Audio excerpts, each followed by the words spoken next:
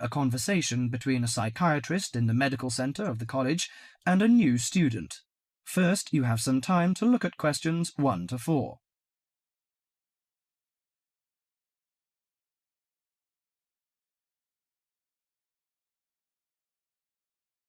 Now listen carefully to the conversation and answer questions 1 to 4. Hello, sit down, please. Thank you. Now, you are a new patient, aren't you? Yes, that's right. Okay, so I'd better get some basic details down first. Right, we'll start with your name. Martin Hansen. Do you spell that S-O-N or S-E-N? Hansen. Okay, and you're a first-year student? Yes, I am. Study in? Electronics, actually. I hope you enjoy it. Thanks. And your address? 2805 Hesperian Avenue, Hayward. 2805 and Hesperian. Yes, that's Hesperian. Hayward, Hayward. And your phone number? 734-246-55. 734-26455. No, you got the 6 and the 4 the wrong way round. It's 24655. Huh? Sorry, right. And, when were you born? The 15th of June, 1986. Here in New Zealand? No, I was born in Sydney.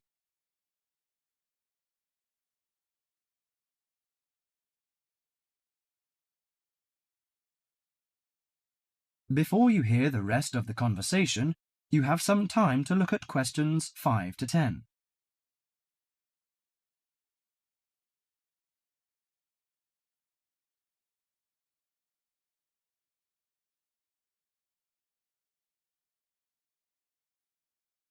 Now listen to the conversation and answer questions 5 to 10. Good. So, what's your problem? Well, frankly, I wonder whether it is a problem. I get the blues, and it lasts for quite a while. I don't know how to... Yes, we all feel sad or get the blues now and again. Generally, our sadness lessens in time, and with the support of friends. However, if the depression leads to difficulty in thinking and greatly disrupts your daily routine, it can be evidence of a psychiatric problem. What do you feel exactly? I always feel sad and worthless. I find it hard to fall asleep and wake up early in the morning. How long has it lasted? Nearly half a month. Do you feel fatigue or loss of energy? Or you may have lost interest or pleasure in usual activities? Yes, sometimes. At first I thought I could overcome it by myself, but I failed, and... I'm so glad that you came here. It seems that you are suffering mild depression from your symptoms. Depression? Yes, I feel depressed sometimes. But why would I... Depression may occur as a result of biochemical changes in the body. Alcohol, amphetamines, cocaine, and LSD can bring on depression. Those who have a family history of depression usually have a greater risk of depression. Sometimes the worrying changes in life can lead to depression. I see. I had a really bad breakup of a love relationship. It makes me feel hopeless. Do you think I need some treatment? Yes. Antidepressant medications are often used to treat depression, if it is serious. But I don't suggest them at first because of the side effects. I suggest psychotherapy, which can give you support and help you regain control. So do I need to come here every day? No, I will arrange counselling sessions for you, which will last 12 to 20 weeks. You come here once or twice each week. The psychotherapy is directed at helping you gain insight and understanding about events in your life, which may have contributed to your depression. With growing insight, you can often learn more effective ways of coping with your feelings and changing your behaviour. What can I do to take care of myself? Well, at first you should do some physical exercises on a regular basis, at least 3 times a week. How is your food? Do you eat well? Yes, I think so. I eat at my homestay family. Good. Find a hobby or a positive recreational activity to participate in once or twice a week. I know it's difficult for you, though. When you feel it's hard to overcome the depression, come to the counselling session. Remember, ask for help if the load is too heavy to handle. Yes, I'll try. So, when will my counselling session begin? I'm going to arrange that for you. That is the end of part 1. You now have half a minute to check your answers.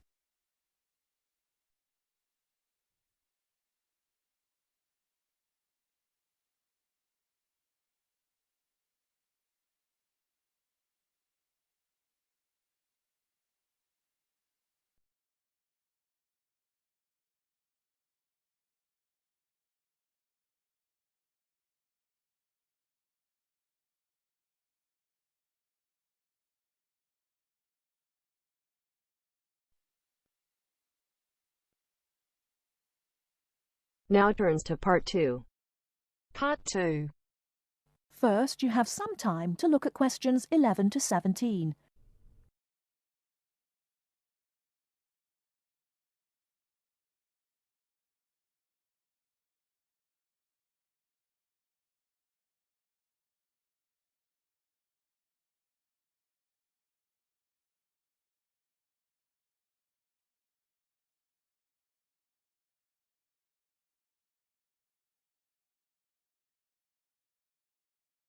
Now, listen carefully and answer questions 11 to 17. Hello, and thanks everyone for coming here today. I know it's always a bit stressful going for a job interview, but it's best to be prepared. For any of you who may not know me, my name is Fiona Ogilvie, and my job is to offer guidance and support for students with special needs. Now, you wouldn't be here today if you weren't interested in finding a job in the holidays. So let's get down to it and see what things you need to be looking out for. Most of you, I hope, will be applying for jobs with the companies that have been recommended by the university.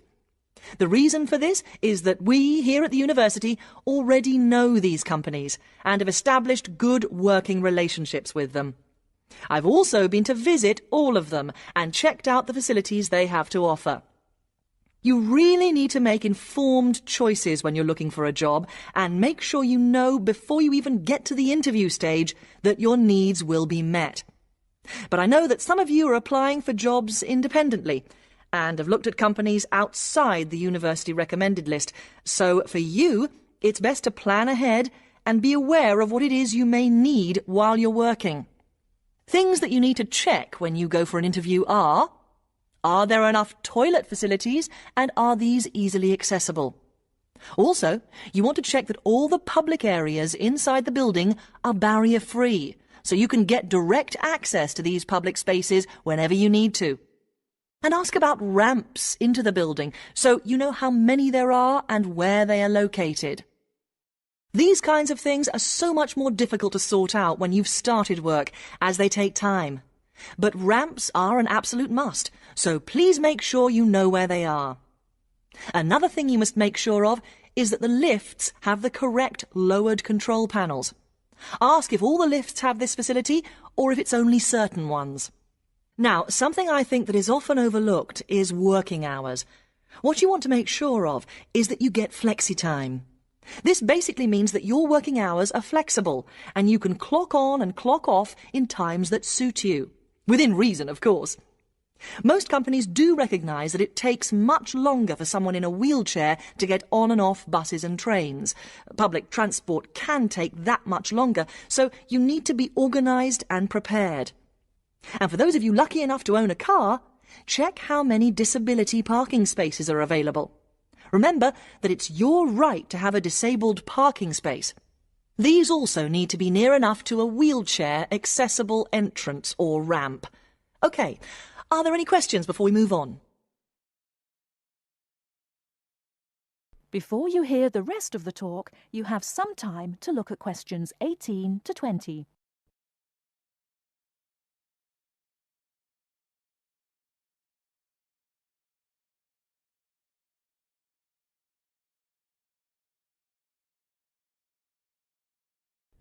Now listen and answer questions 18 to 20. Right, let's move on then. Now I want to talk you through the series of visits to companies which we've got planned for next week. On Monday morning, we will be visiting the Lowland Hotel. They have various summer jobs available, working as a receptionist or conference organiser in their busy conference centre, organising and setting up conferences. You need to be prepared for working in an office environment and spending quite a bit of time talking on the telephone. The bus leaves for the hotel at 9 a.m, so make sure you leave yourself plenty of time to get there. When you arrive at the hotel, please gather in the reception area and wait for someone to take you to your first session, which will be a talk. The talk at the hotel will begin at 10 a.m, and then there will be a short tour of the hotel. There will be a light lunch provided, which is usually salads and sandwiches. The next place we'll be visiting will be on Tuesday afternoon.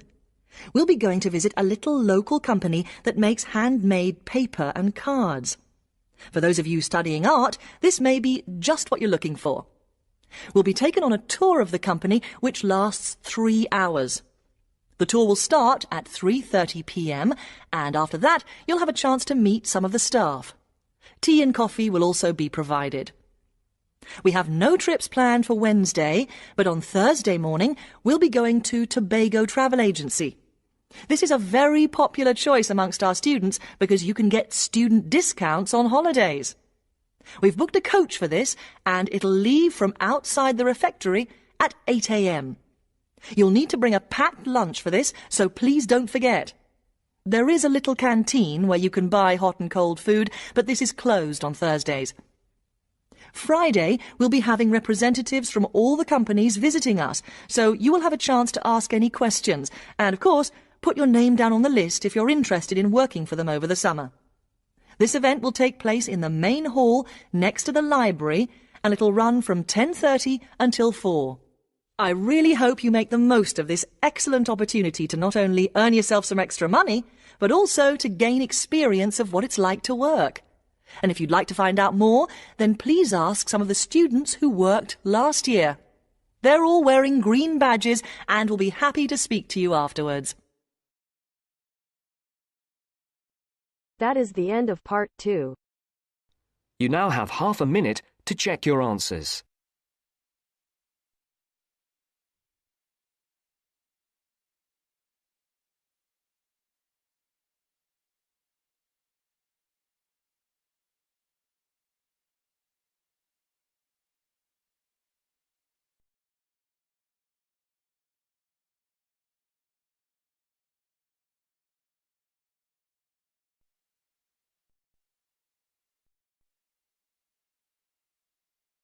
Now turns to part 3. Part 3. You will now hear a radio talk on agricultural regulations. First, you have some time to look at questions 21 to 25.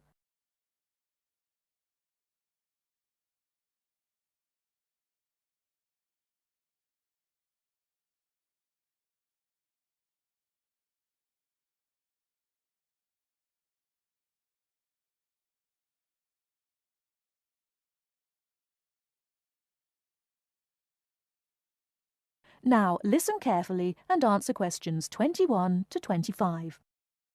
Could there be clearer proof of the arrogance and indifference of those who are supposed to keep our food safe than the muzzling of John Verrill? Agriculture is a business, true, and businesses have to make money. But this shows how ministers and officials put the profits of the agriculture business before the well-being of the British people. Mr. Verrill, a pharmaceutical chemist, was appointed to represent consumers on one of the many committees that advise the government on food safety.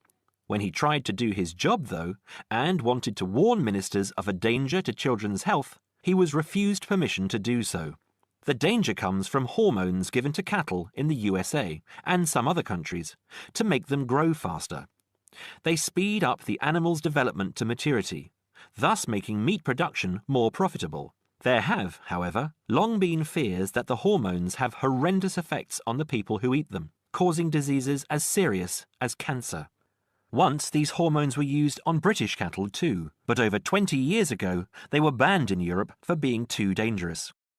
Indeed, so concerned is the European Union that it banned imports of hormone-fed beef years ago, much to the fury of the US government, which wants to sell it all over the world. Several years ago, the USA and Canada asked the World Trade Organization to declare the ban illegal and to punish Europe for failing to lift it. The WTO, with its long record of refusing to let environmental or safety concerns interfere with trade, agreed, imposing fines of more than $120 million a year on the EU for its refusal to back down. The British government now backs the Americans, claiming that there is no proof that hormone-fed beef does any harm. This is where Mr. Verrill comes in. He is very angry with the government, especially as their claim comes out just after a Danish study shows that growth hormones are 200 times more dangerous than was previously thought. Worried by these findings, Mr. Verrill spoke to government representatives, who did nothing. Before you hear the rest of the talk, you have some time to look at questions 26 to 30.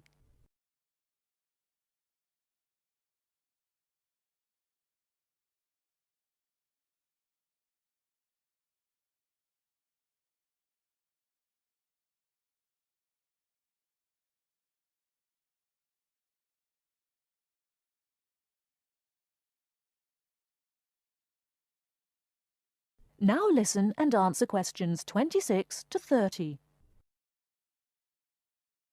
Not only that, but they have not been testing beef which is imported, which, by law, they are required to do. This directly affects the British public, as about 40% of the beef British people eat comes from abroad, supposedly from countries like Brazil, which does not allow the use of growth hormones. Brazilian beef is stocked by some British supermarkets and widely used in catering. Yet, when a Brazilian farm was recently visited by EU inspectors, a large stockpile of this banned substance was found. This is not the first food scandal we have had in our country. Take the present concern over a well-known chocolate company. Several months ago, the company found out that its sweets were contaminated with a rare form of salmonella, but they did nothing about it, leaving their sweets in the shops to be bought by the unsuspecting public. It was not until 5 months later, when several children had suffered food poisoning, that the chocolate bars were removed from the shelves. It makes you wonder how many other dangerous foods have been allowed onto our plates. That is the end of part 3. You now have half a minute to check your answers.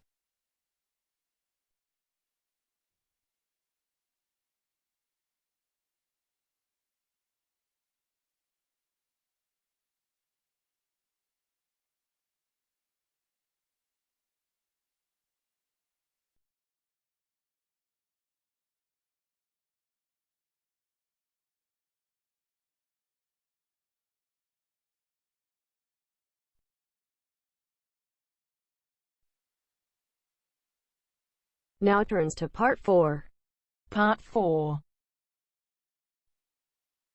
Now turns to part 4. Part 4. Well, it's the beginning of the digital age, and technology is all set to completely revolutionise the way we watch TV, videos and DVDs and play computer games at home.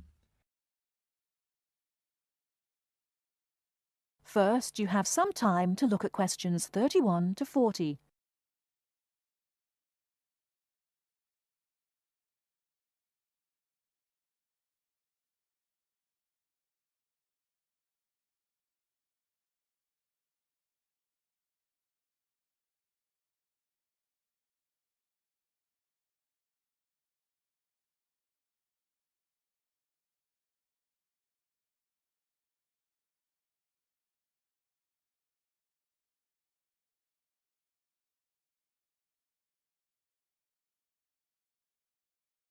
Now listen carefully and answer questions 31 to 40. Well, it's the beginning of the digital age, and technology is all set to completely revolutionise the way we watch TV, videos and DVDs and play computer games at home. Here to tell us more about how we will be spending our leisure time at home in future is Anna Zabel. Hello. Yes, there will be huge changes in the way we use television, radio and new media in future. By this, I mean we will be able to do what we want, where we want and when we want. The result is that our homes will increasingly become home theatres, and all our entertainment at home will be available at the touch of a button. Now, most home entertainment these days is delivered over wires, but this is changing thanks to high-speed broadband. Downloading will become easier, and studios will eventually release movies, songs and video games directly to the consumer. So, for example, instead of a film opening on the big screen and eventually appearing on television, video and the internet, it can appear in all formats at once. This means that we will have more choice and control over the media we use. So, how will we use this media in our homes in future? There will be big changes in how we watch video and television. Several research groups and companies are trying to add depth to TV and other video displays in the form of a third dimension. So television and video screens will have depth. What do you mean by depth exactly? Do you mean 3D, like a hologram? That's right. When we say that a hologram has 3 dimensions, it means that we can see not only up and down and left and right, but forwards and backwards too. When we talk about dimensions, we call forwards and backwards depth. So when we say that a hologram has 3 dimensions, it means we can see up and down and left and right, just like a picture or photo. But we can also look into the hologram because the image it contains has depth. So instead of watching films on a flat screen, we will be watching them in 3D? Absolutely. Well, as we live in a 3D world, we shouldn't really be watching television and films in 2D, and the technology to make this happen is already there. 3D screens are being developed which can be placed throughout the house, even in busy areas of our homes, like doorways and halls. Now, these screens appear to float in air. So in the future, 3D holographic images will be sent into our homes, and we will be able to experience the action as if it is taking place right in front of our eyes. So the action won't just look real, it will be real. Incredible! How does this technology work? Well, to get through 3D, each of your eyes has to see a slightly different image. 3D screens interweave multiple images in vertical stripes using special coatings and filters built into the screen. This means that each eye sees a different set of stripes. These screens are called lenticular screens. Now, these screens are easy to produce, and some laptop PCs and cell phones already have them. However, lenticular screens do have one disadvantage. The strain on the eyes and brain of putting together a 3D image from 2 flat ones can result in headaches and dizziness. But a few companies have developed a hologram 3D display which does not cause these problems. Instead of building images, then leaving them to the brain to put together, holograms create a whole image that reaches the eye exactly the way light from a real object does. You can even walk part of the way around a holographic image to see side and back views, just as you would do if the object was right in front of you. Twin holograms will let a couple watch 2 different programs on the same screen, even if they sit next to each other on the living room sofa. So no more arguing about which program to watch. That's right. Patio screens are being developed too. Patio screens? What are they exactly? Well, a patio screen is a big inflatable screen, which means you can take it outside your home and watch a film in your garden. Some patio screens are even equipped with DVD players, and some new ones may even have a wireless connection. Amazing developments there. Well, join us after the break when we will be talking. That is the end of part 4. You now have half a minute to check your answers.